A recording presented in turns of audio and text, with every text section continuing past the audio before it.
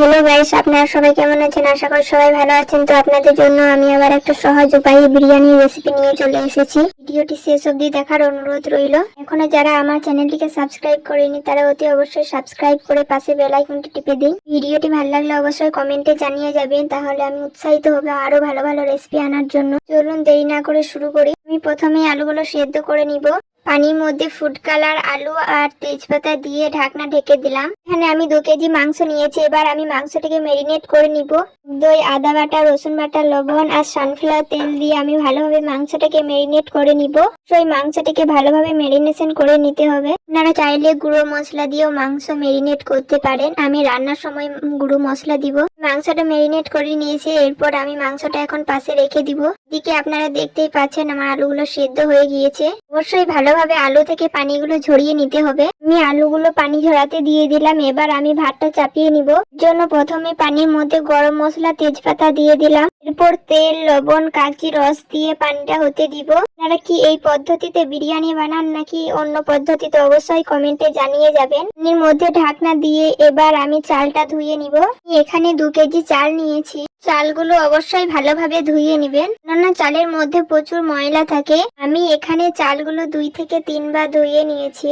গরম হওয়ার পর অবশ্যই চালগুলো দিবেন। আমার এখানে পানি গরম হয়ে গিয়েছে। এবার আমি চালগুলো সব দিয়ে দিচ্ছি। এগুলো দেওয়ার পর অবশ্যই চাছনা দিয়ে একবার ভালোভাবে নেড়ে নিবেন। আমিও নেড়ে নিলাম। আমি ঢাকনা দিয়ে দিয়েছি। এখন পর আমি ঢাকনা খুলে নিয়েছি। আর দেখে নিতে হবে ভাত হয়েছে কিনা। অবশ্যই আপনারা ভাতটা 50% এর মতো করবেন। ভাত দেওয়ার সময় আবার একবার ভাতটা সেদ্ধ হয়। এখানে ভাত হয়ে গিয়েছে। এবার আমি ভাতটা তুলে নিচ্ছি। অবশ্যই ভালোভাবে ভাতের পানিটা ঝরাতে হবে। প্রথমে আমি বিরিয়ানি পেঁয়াজ বেরেস্তাটা বানিয়ে নিব। পরিমাণ মতো তেল দিয়েছি, যাতে এই তেলে আলুটা ভেজে নেওয়া হয় আর মাংসটাও রান্না করে নেওয়া হয়। আমি এখানে বেরেস্তার পেঁয়াজটা দিয়ে দিয়েছি। এবার আমাকে ভালোভাবে নেড়ে চেড়ে ভেজে নিতে হবে। বেরেস্তার পেঁয়াজটা অবশ্যই একটু লাল করে ভাজবেন, কিন্তু বেশি লাল করবেন না, যাতে দেখতে খারাপ লাগে। আমার এখানে বেরেস্তার পেঁয়াজটা হয়ে গিয়েছে। এবার আমি ভালোভাবে তেলটা ঝরিয়ে তুলে নিচ্ছি। আমি আলুগুলো ভাজবো। বেরেস্তা তেলে আমি আলুগুলো দিয়ে দিচ্ছি।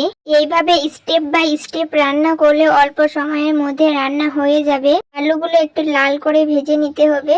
উল্টানোর সময় একটু সাবধানে উল্টাবেন, না হলে ভেঙে যেতে পারে। আমি এখানে সব আলুগুলো উল্টে নিয়েছি, ভালোভাবে ভেজেও নিয়েছি। এবার আমি তুলে নিচ্ছি। অবশ্যই আলুগুলো একটু ফাঁক ফাঁক করে ভাজবেন, বেশি ঘিচো করে ভাজেন না।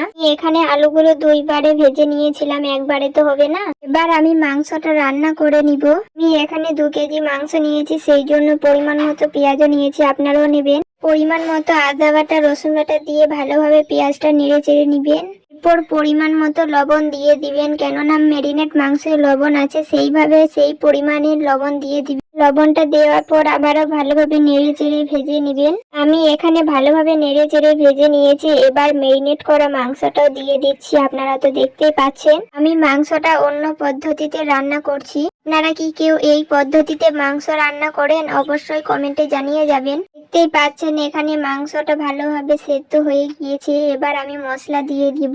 মাংসটা এখানে হালকা মশলা দিয়ে রান্না করছি। জিরে গুঁড়ো, লঙ্কা গুঁড়ো, শাহি গরম মশলা আর বিরিয়ানি মশলা দিয়ে আমি মাংসটা রান্না করলাম। আর বাকি কোনো মশলা দিইনি। অবশ্যই আপনারা দেখতে পেয়েছেন। মাংস রান্নাটা কেমন দেখতে হয়েছে অবশ্যই আপনারা দেখতেই পাচ্ছেন। আমি মাংসের তেলটা তুলে নিচ্ছি বিরিয়ানিতে আলাদাভাবে দেওয়ার জন্য। বিরিয়ানিটা এবার আমি সাজিয়ে নিব।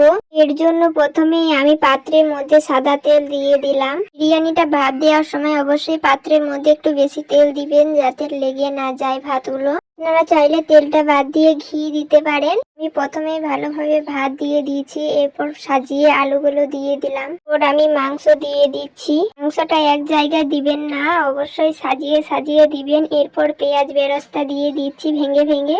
এরপর আবারও বিরিয়ানি মশলা দিয়ে দিচ্ছি ভালোভাবে।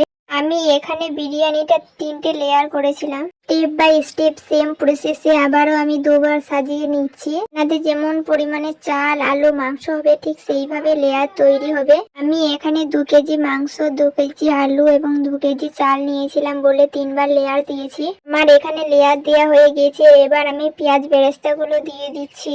এরপর শাহি গরম মশলা ও বিরিয়ানি মশলা আমি ভালোভাবে চারিদিক দিয়ে দিলাম। আমি মাংস রান্না থেকে যে আলাদা তেলটা তুলে রেখেছিলাম, এবার আমি ওই তেলটা দিয়ে দিচ্ছি। আপনারা চাইলে মাংসর সাথে সাথে তেলটা দিতে পারেন। গরুর দুধ আর ফুড কালার আমি ভালোভাবে মিশিয়ে নিচ্ছি। এদিকে ফুড কালারটা ভালোভাবে ছড়িয়ে দিয়ে দিতে হবে। ঠিক সেম প্রসেসে আমি ঘিটাও দিয়ে দিলাম। আগে থেকেই পানি গরম হতে দিয়ে দিয়েছিলাম। এবার আমি পানির মধ্যে দিয়ে ঢাকনা দিয়ে দিলাম। আমি 30 মিনিটের মতো ভাত দিয়েছিলাম। এবার দেখুন কত সুন্দর লাগছে বিরিয়ানিটা।